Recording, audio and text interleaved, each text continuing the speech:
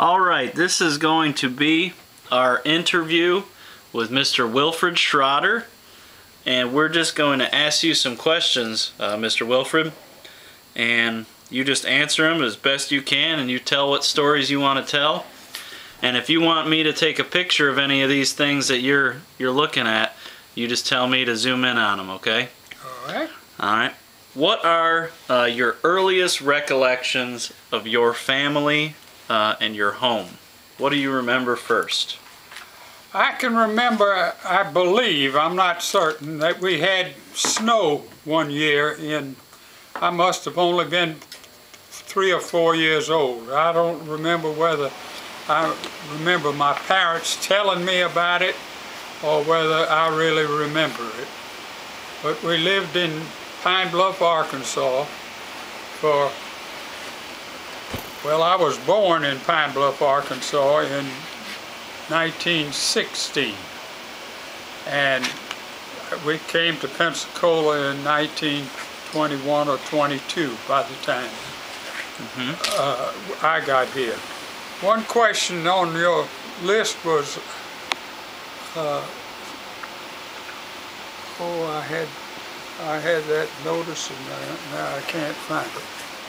Well, anyway, you've got to tell us about the original organ work, how it worked, and how you helped the organ keep operating during the service. Yeah. You've got a picture in this book right here that would indicate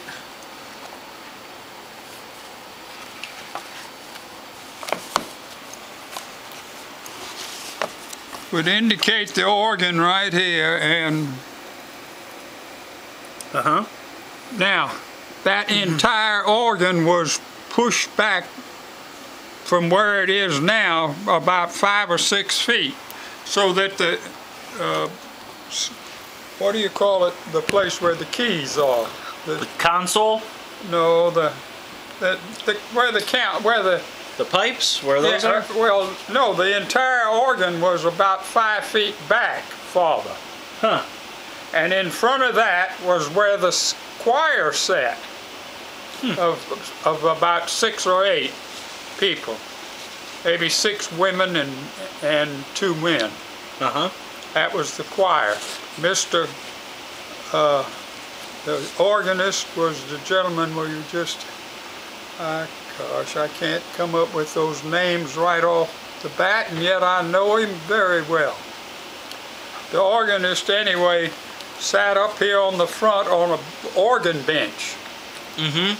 And the organ was, at that time, operated on water power. Why did they have water power? The only thing is that I can remember, it never explained to me, but I put 2 and 2 together.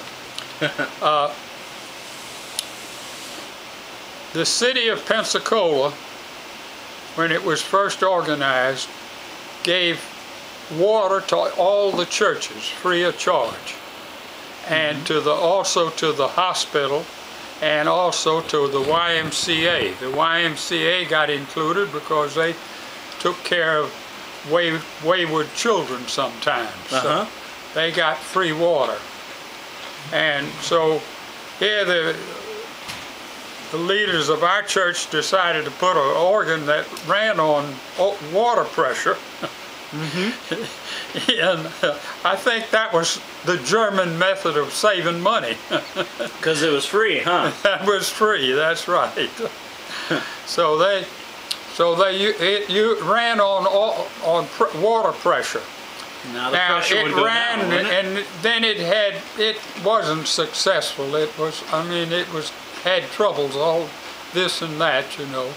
And they had a method of pumping on the side, on the back of the organ. You could walk around to the back, and there was a pump. You could go like this and you'd be able to pump. So the old gentleman that was the organist, he would be sitting on the organ bench playing, and he had a gauge there showing him how much pressure he had, and he'd get worried, and when he got worried, he'd go like this on.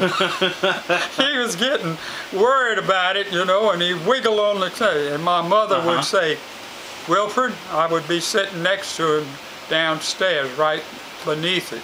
So you'd have to go fix it. So I went running up the steps and then go back to the back and start pumping myself. The other man that pumped was George Hallmark. He was and so it was George or me that jumped up if they were with either of us in church. Why, if Mr. Riedel gave the signal like that, that he was worried that he wasn't going to be able to finish that hymn, we'd run up there and pump. But I think what did it was the fact that it didn't cost anything. I'm pretty sure that had something to do with it. And I can remember I worked at the YMCA, and I know the YMCA got free water. And I had heard that other churches all got free water. So I think they gave free water to all the churches plus the YMCA and the hospital. And we were, and that, do you remember the story about your Jewish neighbor? Oh yes, his name was. Oh gosh. I'm gonna press pause real quick, Wilfred. Okay.